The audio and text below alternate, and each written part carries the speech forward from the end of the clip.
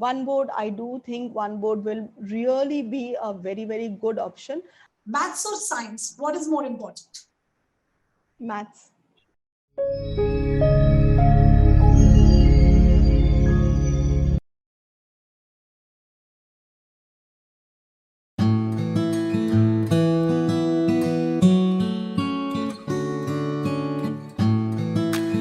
Hello and a very warm welcome to Great Principles. I am Seema Choria. Great Principles, an educational and interactive talk show that brings together best school leader of the country. Our guest today has been on a mission for the past 21 years to revolutionize the education landscape by bringing in cutting-edge technology and getting rid of conventional teaching methods to bring in experiential learning methodologies into education. A national award winner for innovative methods in education, she has been the author the aptitude series of books for class 1 to 8, which has been published. She is the winner of Scholastic Teachers Day honors for her contribution in the field of education in 2016. She was appointed chairman of the International Committee for Sports and Culture by Jammu Society on Sports and Committee. We are extremely proud to welcome Ms. Kesa Patel, Principal, Ma Anandmai Memorial School, Raiwala, Uttarakhand. Welcome to Great Principal, ma'am. It's an honor to have you. Thank you. It's really an honor and a privilege to be speaking to you today and looking forward to a great time. Same here, ma'am. So, ma'am, here we begin with, all of our career choices are influenced by our childhood. It really has an impact on what we are as grown-ups. So we would like to know something about your early years, your schooling, and your career in education. Well, ma'am, to start with, my education has been from St. Joseph's Convent School, Nagpur, which is one of the best schools, missionary schools, known to be delivering the quality education to the children of that times, according to those times. Coming from that, yes, I went on. I'm a BCom graduate, so that was just, I don't know whether it was a choice or not. It was just the only option I thought was available for me. And after completing my BCom, then I did my B.Ed, and education continued for some time long until I joined school. Since I had done my B.Ed, so I thought that, okay, I have a professional degree, let me go into the teaching profession. I have not entered by choice. I entered because it was the only choice available for me. That is what I thought at that particular point of time. But it has proved, my decision has proved to be right over a period of 21 years that I have put in. Very successful, fruitful, productive work that I've done in this past years, past the 2 decades that I've spent in this industry. I don't regret any minute. And that is how my career choice have been. And I came here. When I joined one of the first schools, on the first day, I got to know that the principal rose up to the position of principal after being appointed as a trainee in that school. And I was also appointed as a trainee. So immediately it struck me that, okay, so I'm going to be a principal in one of the schools. And so here is where I am. Wow, what a wonderful journey you have. So something which got you by chance today has become actually your passion. Yes, it has, definitely. So going ahead, ma'am, during this time of pandemic, a lot of uncertainty, adjustments. So what strength have you found in yourself in this time of staying at home? Ma'am, one of the very good skills that I have developed is problem solving. This is one thing which because at every minute during the pandemic, when we were working from home, and help was required to be given to the teachers, to the parents, to the students, everyone around. So yes, heading an institution, you were the only one who was supposed to be coming up with all the possible solutions. So truly, I have picked up on the problem solving skills during this particular time, and how a problem has to be approached, with which attitude you need to approach it to get the problem solved. That is one. Second is never be hindered. One thing that I understood and learned learned in this entire pandemic is that we should not be hindered by any problems or roadblocks that you face. There is a solution. Look for it, work for it, have an attitude of action that yes, I'll do it, and the result will be yours. That's it, ma'am. So absolutely. So ma'am has become a problem solver and definitely someone who can find opportunities and challenges and break through all hindrances that is coming in front of her. So that is what strength she has gained during this period. Going ahead, ma'am, we would like to know something about your school and what is the philosophy of it? What makes it unique? Ma'am, truly my school believes in delivering holistic education. Now, when we speak about holistic education, we have actually divided the working of the school in two scales.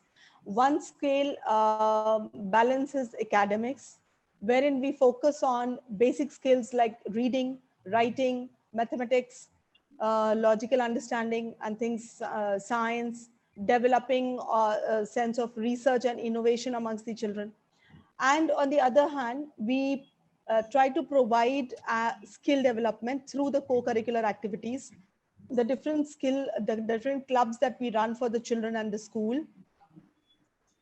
Through this, we are trying to give a capsule which we can say that yes, it is a very holistic development that we wish to give. The school has been running since 1985, and since that point of time, the only objective that the school had was never giving a good board result, but along with that, developing children or students who really become good individuals. So like even today, we have alumni coming back and visiting the school and who are well placed in the society, in their lives, in their professional lives, as well as in their personal lives. Many of them are involved in with NGOs, working with the society, giving a helping hand to the people who deserve it. So definitely the school's vision has been this from the beginning. And yes, according to time, we have evolved, definitely. Now, if we are more focused on the 21st century skill development part, so then communication skills have taken a priority. Earlier skill development probably focused on like developing skills like carpentry or things like that. And now skill development is totally focused on soft skill development. So things like critical thinking and creative thinking and these things have taken priority. And we are doing our best to expose our children to these opportunities. Because I think you know that 21st century is not a century of being, you'll not be able to survive in this century if you just have academic qualifications to your added to your collar. You need skills. Along with that, you need skills to traverse through this journey called life, especially in this 21st century.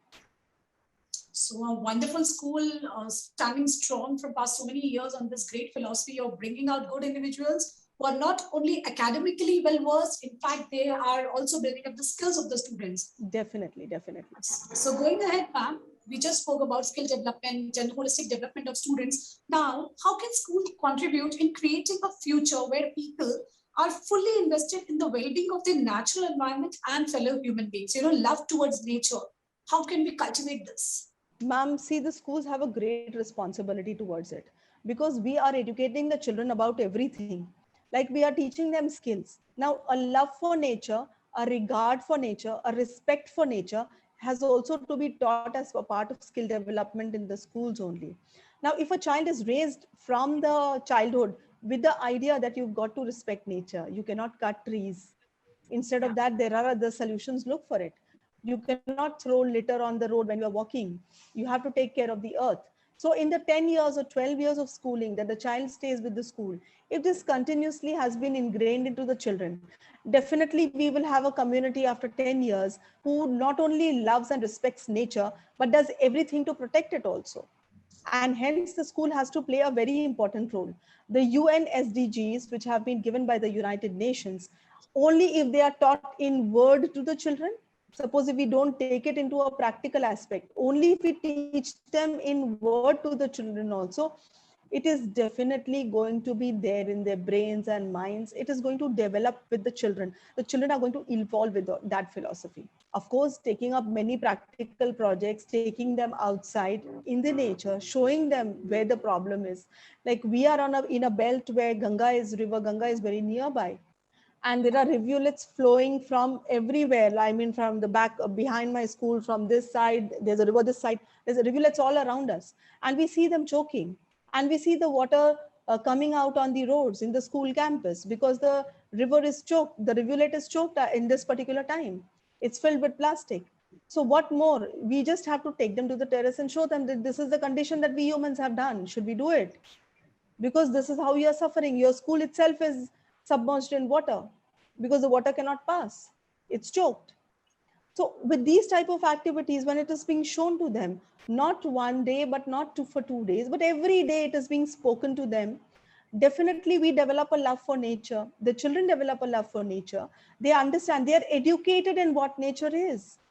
Apart from the literacy levels that are reaching, that they are achieving in the school, they are definitely going ahead and they are understanding how to protect nature, how to save it, how to conserve it for future. So the school plays an important role. And I think the SDGs are a wonderful thing which have been given. Every school should integrate it into the curriculum. As I said, if you're not even doing it practically, if you're even teaching them in word, teaching them as a literacy program, as a part of your curriculum, that is more than sufficient. It will open the eyes of the child of what is required. Absolutely, ma'am. Wonderfully answered this part. There is so much insight that you have given how schools play a vital role in creating love for nature. And, going forward, highest paying jobs will be the one which are related to nature, like non-polluting vehicles, Yes. engineering vehicles like that do not produce pollution. What can we substitute for chlorofluorocarbons? Actually, green tech is an evolving career business. It's an evolving career, which has large scope in the near future, because we have actually choked every part of the earth. And if anything has to come up, then this green technology has to be considered. Otherwise, the people in the area, the animal, the wild, the biodiversity of the area will be completely destroyed. And then what do we have? We have pandemics like these, right? So green Right. tech is an emerging profession which is coming out. Yeah. So definitely, if we are keeping our children away from the love of nature and respect of nature, what should I say? I think we are doing injustice to the entire humanity. Yeah. Absolutely, ma'am. Because the more they are in connect with nature, they can think creatively to protect it. They can come up with the bright ideas how innovation and technology can be coupled to save nature for their future generations too. Yes, absolutely. So on this green tech note, we are going ahead to the academic section. What is your opinion about the different school boards in the country and the ultimate growth of the child? And do you think there should be something called one nation, one board? Definitely, ma'am, because India has a lot of diversity. Okay. And we need to progress as a nation. It cannot happen that Delhi is progressing and just besides Delhi, Uttarakhand is lagging behind. That cannot happen. It has to be all have to move at one time for the nation to progress. So for that, definitely one board is a wonderful idea.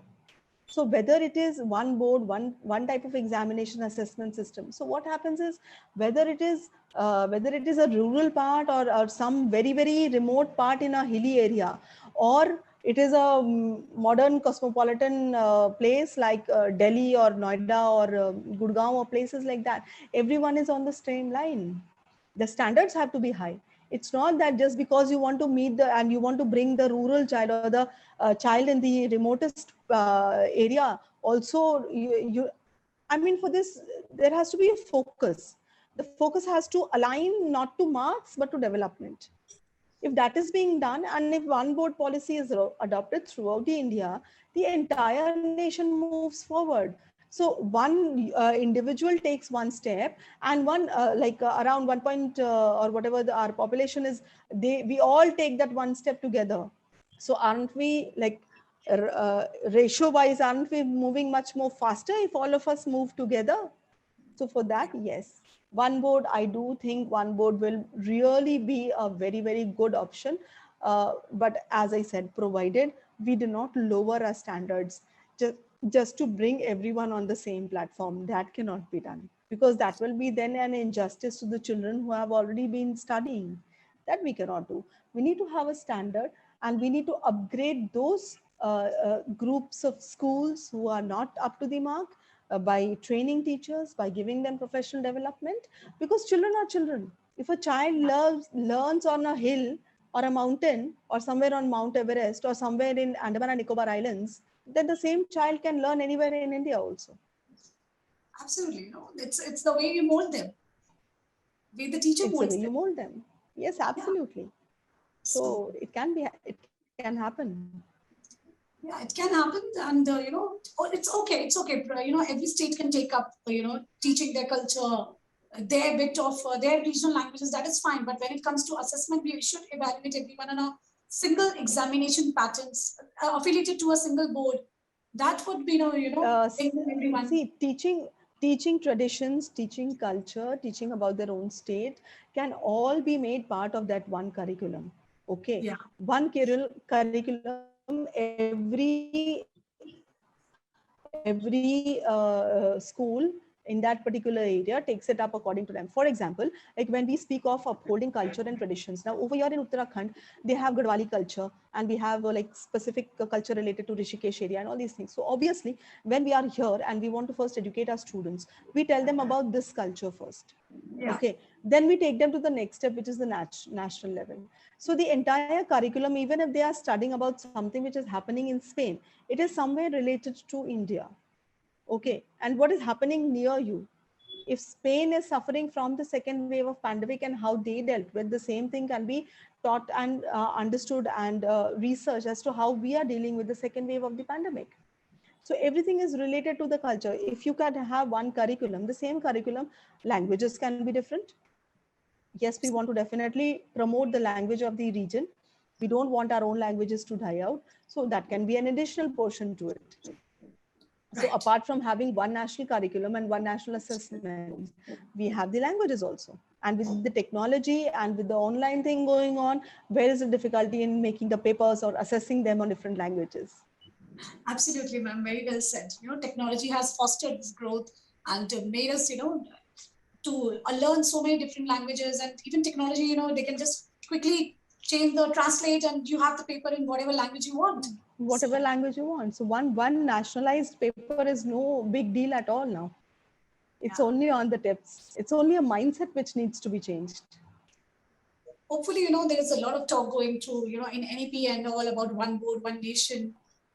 Let's see what the policymakers plans in and bring it out for. Because see, if we analyze the curriculum of some of the state boards, it is not up to the mark of what actually it should be taught, keeping the global curriculum in mind. Yeah. We are raising children. We are giving them love for their own nation, the patriotism part and the nationalism part, and everything is being done. But after all, we tell them that this India exists in just one small speck on the entire earth. We need to talk to our children and educate them about our own culture and traditions. But it is equally important that we tell them that even if you breathe here, you are making a difference to the entire world. Absolutely. So they have to understand that. Yes. So, as ma'am rightly said, one board, one nation is definitely going to bring in a lot of benefits for building a nation as a whole and making our children a global citizen. So, going ahead, ma'am, you are a strong advocate of skill training in school, skill-based learning in school. So, similarly, on same lines, NEP talks about skill-based training and end to rote learning and obsession with marks. So, what kind of teacher training would be required? How we will need to upgrade our teachers to impart skill-based education? Actually, as I was just recently talking to my director, I think what needs to change is the culture of the school has to change. The entire culture has to change. The mindset has to be there. As I told you that we have specifically divided our curriculum into two parts. One is the academics, how we want our academics to grow, and the other part is the co-curricular activities and how we take up. Skill building, as I told you, does not only remain restricted now to like carpentry or electronics or learning this thing, but the soft skills have come up, and that is very important. Now, if we focus on the teacher training programs, yes, I think number one, we need to change the mindset of the teachers, that the parameters in education have changed. Okay, leave apart the demand. The demand is something else. The entire parameters have changed. Something new has come in. The students have evolved. Rather than just giving them rote learning things, you have to give them, take them out and show them and make them understand, and then they learn and then they remember. This is a simple policy.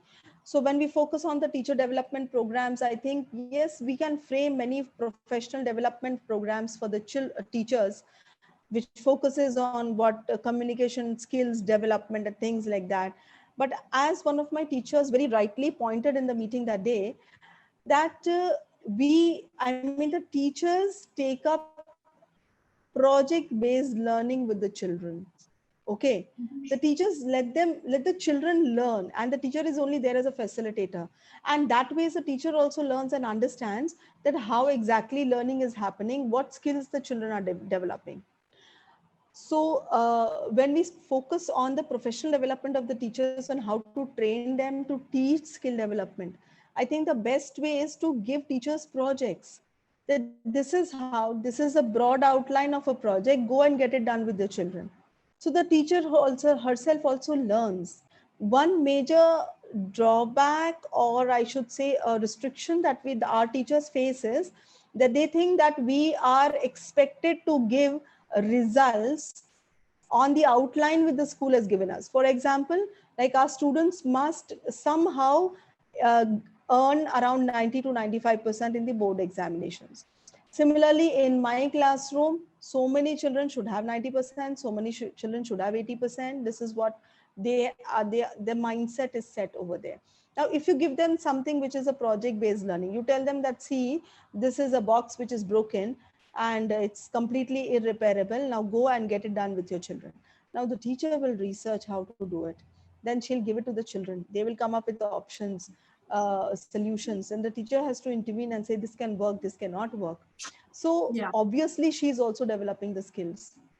I feel giving them project-based approach, I mean, where the teacher is practically involved with the children, is the best way to train teachers for these skill development programs.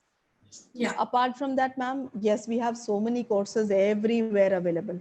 There are courses for coding. So like teachers, even from non-engineering background, are going and learning coding because they might have an interest in it and they want to take it up with the children. Apart from that, there are communication skills programs. There are leadership programs for teachers available, which they can go and take. One thing is for certain, that we just cannot say that life is a process of learning, and so I'm keeping on learning and learning and learning and learning. The teacher has to identify where is my inclination, which professional development courses I want to take so that I improve, and as a result, I go to the class and improve my children. Yeah. It is one identification which a teacher must do on her own. So if there are 15 courses available, for example, Microsoft offers so many courses. Right. Now, if a teacher just wants to collect a certificate and she just keeps sitting over there for a period of hours and keeps completing the courses and taking in the certificates and certificates and certificates, is she going and really taking it up in the classroom? No, she's not doing it. It takes time. So it's better that one order project, something they take up and they do it with the children, so that learning happens on both the ends. Okay. It's a flow. It's from here to there and there to here. So I think this is how a teacher needs to. First, yes, there's a lot of need to change the mindset of the teachers. They need to understand how education is evolving. Yeah, and pandemic has done a fabulous job from making teachers, those who are so apprehensive about technology. Now they are like, there is no option. So everyone is pro now. You know, they are doing pro, wonderful but work. we say that, and most of them have adopted to it well.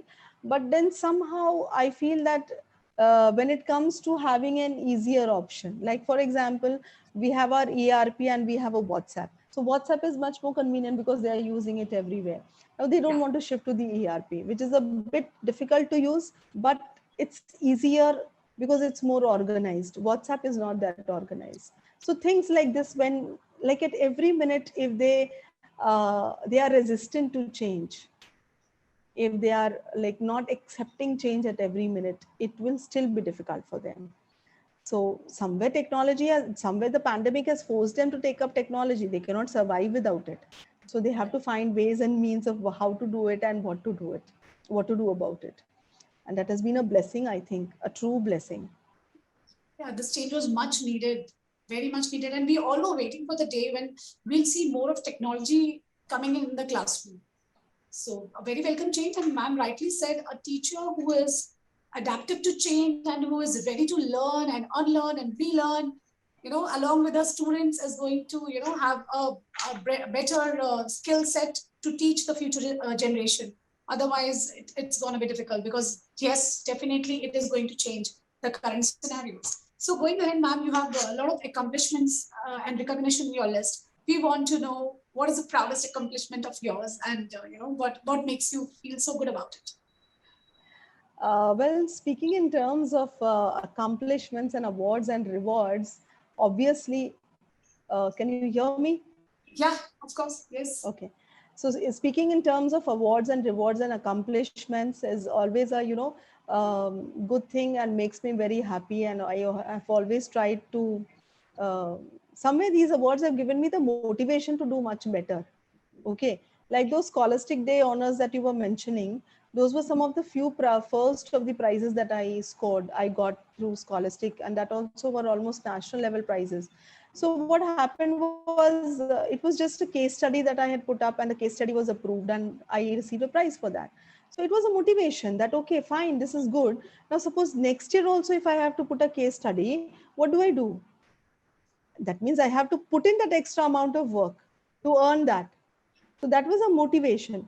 But of course, the best portion of the entire awards and the thing which makes me more feel highly proud of myself is winning the national award, which is through innovations in education, because actually it is in line with my teaching methodology and psychology that I have. So it has always been a practice that when I go to the classroom, I don't repeat what my lesson plans are very versatile and they are very vivid. I mean, I never repeat methodology which I used in my last class in my next class. And I'm an avid believer of there should be tips and tricks on your fingers, so that if the students are not paying attention or if anything is happening, so that there should be that interest portion. I believe that if the interest portion is not there in the children, they will not learn. And if I'm investing my 40 minutes in teaching the children and they are not learning, or if we compare, their learning was only for 10 to 15 minutes, whereas I was talking and speaking for 40 minutes, so I wasted my time. And I value my time, I really do. So like, that is why this award is very special to me, because it is somewhere in line with my methodology, with my thought process, with my thoughts, which I feel that every time a teacher goes to a class, she has to innovate herself. Right. And I received it for innovations in teaching. So yes, it is something which I'm really proud of. Today we have a very, very honest answer here. Ma'am very rightly said that who doesn't like awards, who doesn't like recognition? We all work very hard, and a small appreciation makes us feel more motivated, charged up. Yes, Absolutely. I will do better and I'll be best. So Absolutely. definitely a big yes. And ma'am, one thing more we observed here, that someone for whom teaching is like their own baby can only think of new tips and tricks every time they are stepping into classroom. And yes, that's required the sheer dedication, to feel that way, to dream that way, and then come out with such innovations as you're doing. So hats off to you, and a big congratulations on achieving this award once Thank again you. from Great Thank Principles. you. Thank you. So on this note, ma'am, we reached to a very, very interesting segment of the show, which is called rapid fire round. You have to answer in one word only. Okay. So here goes the first question. Maths or science, what is more important? Maths. Maths. Name a school principal you admire the most? One of my own, Mrs. Mukta Chatterjee. She is now the executive director of Centerpoint Group of Schools. All right. What is the right form of education? One model for all or individualized learning? One model for all. Do students need to be evaluated? Yes, they do. Because if you don't measure your successes, you don't grow. Wonderfully answered. Next question. Do marks matter more than skills? Definitely not. Only skills matter. But the process, like the determination to achieve marks, does. All right. So a big no for marks and a big yes for skills. Going ahead. Okay. So this particular question requires 3 words from you. What do you feel are the 3 most important skills to become a good teacher in today's time? Wow. So the first one will be, you need to be a versatile teacher. You need to be a versatile person. A teacher has to don many hats at one particular time. It is not only academic teaching, it is many, many more things combined into one. So versatility is definitely one. Second is communication skills. The teacher must possess excellent communication skills. not only dealing with children, but also with their parents, colleagues, everyone. So second one, I put communication skills. And third is I will put humor, because without humor, you get stressed out. So you need humor in your life. So these three things are extremely important. So if I repeat, the first one is versatility, second one is excellent command or developed communication skills, and the third one is having humor in life. Wonderful. Very brilliantly answered this segment. In very few words, ma'am has given us a lot of insights. So, ma'am, now we know you on professional front. So, what ma'am does when ma'am is not working? So, what hobbies you are involved in, and how do these hobbies help you to? Well, ma'am, number one is I'm into too much of yoga and exercise. So exercise means just not normal exercise, actually those bodybuilding types. So I'm into that, and it relaxes me to a great extent. Apart from that, I also embroider. And I take pride in wearing whatever kurtas or something that I have myself embroidered. So these are the two really good things that I do. Writing is of course something, but now more than a hobby, it has become a stress buster. So whenever I have too many thoughts, I sit down and write and write and write. So I cannot put it in a hobby. It's a stress buster. And apart from that, yes, as I told you, it's like yoga, exercise, and embroidery. So we have with us a fitness person, those who strongly believe in the fitness along with bodybuilding, and an embroiderer with us, and also someone for whom writing is a stress buster. So this is all about Kesar ma'am. She does when she's not working. So this brings me to the last question of the day, which is also called viewer's choice question. We have been talking about so much skills, and this question is related to skills only. So skill-based learning and teaching, how does it benefit our young children from the their primary years, formative years? Skill based, when the children start, no, like education, school, when we say school, parents only think about the literacy levels that are rising. Reading, writing, mathematics, science, EVS, they only focus on the literacy skills. Are you understanding? But Yeah. school has changed. If you focus on skills when they are in the early years, the poor teacher, what does she do? She first develops the gross motor skills and the fine motor skills. Gross motor skills help them to balance their body, but with spatial communication and all these things. And fine motor skills help them to focus and concentrate. Right. So skill development starts from there. So that is the first thing which is the requirement of that age. Because at that age, we cannot teach them that, okay, make a rakhi and go and sell it. And the money that we will receive will be send it for student scholarship program or something like that. Like we have many student scholarship programs running. And so our own children make materials, sell, and that money is put over there, so that the children who are from the marginalized community, they can avail that facility and they can complete their education. So obviously from that point itself, we are teaching them skills. Right. That is the first point of skill development. Then we come up further. Now we focus on building up art and craft. Then we focus on building their communication skills. Then we start teaching them how to behave in the social life. So the societal point comes in. Then they grow up 6, 7, 8. Okay, now, like for example, now we have coding, AI. I Right. don't know what, Python and Arduino programming and so many things. There are too many technical names to it. That is there. Apart from that, we teach them, like any program happening in the school, the children have to organize it.